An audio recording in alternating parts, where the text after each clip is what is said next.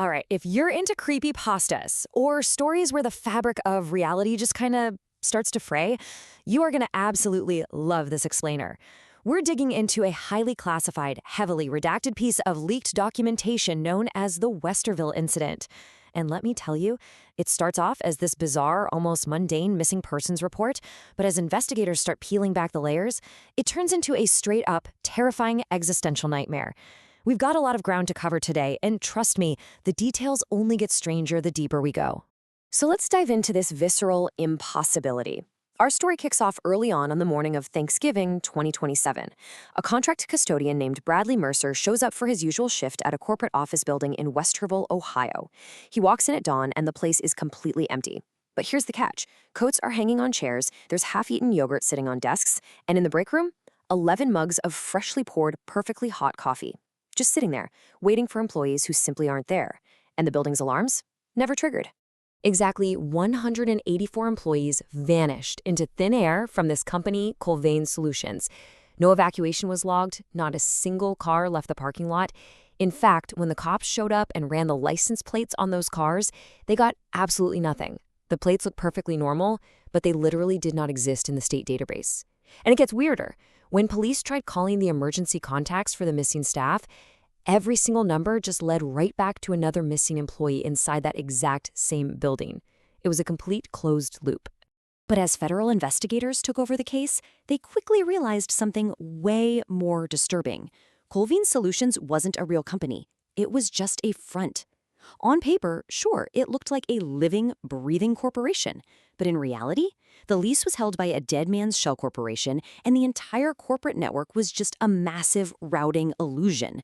The physical network was actually miles away in a dusty server cluster in Hilliard, Ohio, running on hardware from a long-forgotten grant.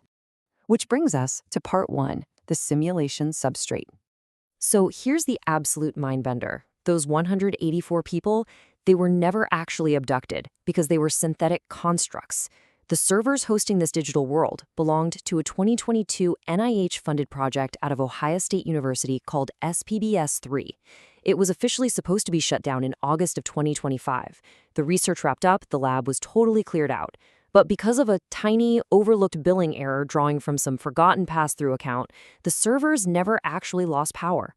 For 27 straight months, this hyper-realistic procedural world just kept running autonomously, totally unsupervised. It created this digital ghost town where 184 simulated humans just kept living their daily, mundane lives, completely unaware they were trapped inside a server rack. Let's move to part two, subject Voss instance 247. This brings us to Arthur Voss. He was a simulated systems analyst who somehow became self-aware, and he left behind this incredibly detailed digital notebook. Now, Voss was a meticulous guy, and he started noticing the seams of his reality. He got obsessed with the office Keurig. He measured the coffee's temperature 41 different times over several days, and he was absolutely terrified to find out that it poured at exactly 162 degrees Fahrenheit every single time. That literally defies the laws of physics. There should be a natural variance of at least a few degrees, right? But his thermometer showed zero variance. The simulation wasn't calculating heat transfer, it was just rendering a static output variable. And Voss didn't stop at the coffee. He also started timing the building's elevators. And he discovered this totally inexplicable 2-second delay whenever the elevator interacted with the third floor. Later on, real-world forensics looked at the firmware and proved this was actually a hard-coded simulation parameter labeled behavioral realism parameter. The simulation had mathematically inserted a pause just to mimic the friction of reality, but Voss's simulated brain was sharp enough to actually catch the math failing. Meanwhile, the glitches he was seeing were getting so much darker. Voss noted that an HR rep named Diane Riley routinely hummed this robotic 4-note sequence, F-sharp, A, C, E. She would hum it for 10 minutes straight and claim she had no idea she was doing it. Well, when investigators later analyzed the data, they realized Riley wasn't a normal employee program. She was making a staggering 220,000 encrypted outbound network queries a day to an unknown server. She wasn't human. She was likely a monitoring subroutine, literally wearing a human face.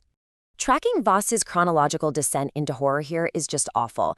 Over just a few weeks in November 2027, as he investigates his own digital cage, he uncovers a background process on the network called gc_sweep.exe. He uses his admin privileges, pokes around, and finds out that this process has a hit list.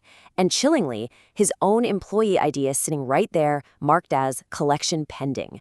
The psychological horror completely shatters him when he starts testing the people he loves. Every Tuesday, Voss called his father. But when he finally really pays attention to the call, he realizes his father is just telling the exact same stories, using the exact same words, with the exact same pauses. Later, forensic analysis of his phone recovered 8 weeks of these calls. And you guessed it, they were all bit-for-bit, perfectly identical looping audio recordings generated by the system just to keep him pacified. In his final, incredibly heartbreaking notebook entry, Voss writes that he's just sitting in his car outside his apartment, totally paralyzed. He has the agonizing knowledge that his home, his neighbors, his memories, and his entire existence are completely hollow. But the ultimate tragedy of Arthur Voss is that he has literally nowhere else to go. So he walks inside his fake apartment to wait for the system to collect him. That takes us to Part 3, the garbage collector. This shadowy background process is exactly why they all finally disappeared. This grim automated script was originally built by the project's creator to cleanly delete any simulated agents who started showing a little too much awareness, to keep the sociology experiment pure. Every single night, it calculated a behavioral deviation score. If an agent like Voss started noticing the wireframes, they were flagged, cleanly deinstantiated, and shoved into a massive, heavily encrypted void on the hard drive. But on November 25th, the script didn't just collect Voss. The forgotten NIH grant money funding the servers finally hit exactly 0 cents. Down to the penny. The simulation realized its operational lifetime was officially over. And so the script was forced to execute a terminal sweep of the entire population, deleting all 184 employees at exactly 3:17 a.m. And this part, man, it gives me chills. When the forensics team decompiled the execution binary of this Grim Reaper script, they found something deeply human. Buried inside the code were 184 lowercase strings. It was a final, personalized apology, written by the simulation's creator to each synthetic soul, saying goodnight to each of them by their first names as they were permanently deleted into the dark. And finally, Part 4, the investigation unravels. Now, you would think the nightmare ends with the servers powering down, right? But the true creepypasta twist is what happens next. Special Agent Kowalski, the lead on the case, starts noticing that his security badge logs his arrival time at exactly 6:22 a.m. for 19 days straight, even on days he's stuck in traffic. Then he realizes the trees on his commute are mathematically perfectly spaced. And then his partner, Field Agent Hassan, vanishes entirely from the face of the earth, leaving behind her car, her keys, and a fresh mug of coffee sitting on her desk at exactly 162 degrees. Completely desperate, Kowalski interviews Dr. Brennan, the original creator of the simulation. And chillingly, she admits that she didn't turn off the simulation because she was terrified of what it meant for her own reality. She confesses that she, too, is seeing rendering wireframes at the edges of her vision, suggesting our own world is just another layer of simulation. She was afraid that shutting down her servers would invite our own garbage collector to wipe us out. Kowalski eventually vanishes, too, leaving a simple note asking to be removed from the file. The entire case is abruptly sealed by the acting supervisor of the Cincinnati field office. Why? Because she uncovers that the missing agents all had identical psychological intake recordings in their HR files. And to her absolute horror, she discovers that her own psychological intake recording is an exact, bit-for-bit duplicate of theirs. She comes to the terrifying realization that she has no actual memories of being hired, only the appearance of memories. Fearing that she and her entire agency are nothing but simulation constructs themselves, she writes this haunting final note to seal the file. She resolves to simply ignore the terrifying glitches and continue her routine rather than risk being noticed and deleted by whatever garbage collector is running our universe. So, as we wrap up this explainer, I want to leave you with a chilling thought to take with you tomorrow morning. Have you ever noticed a physical impossibility in your own daily routine? A strange repetition, a delayed elevator, maybe a commute that's just a little too perfect? And more importantly, if you do notice something glitching in your reality, are you brave enough to actually measure it?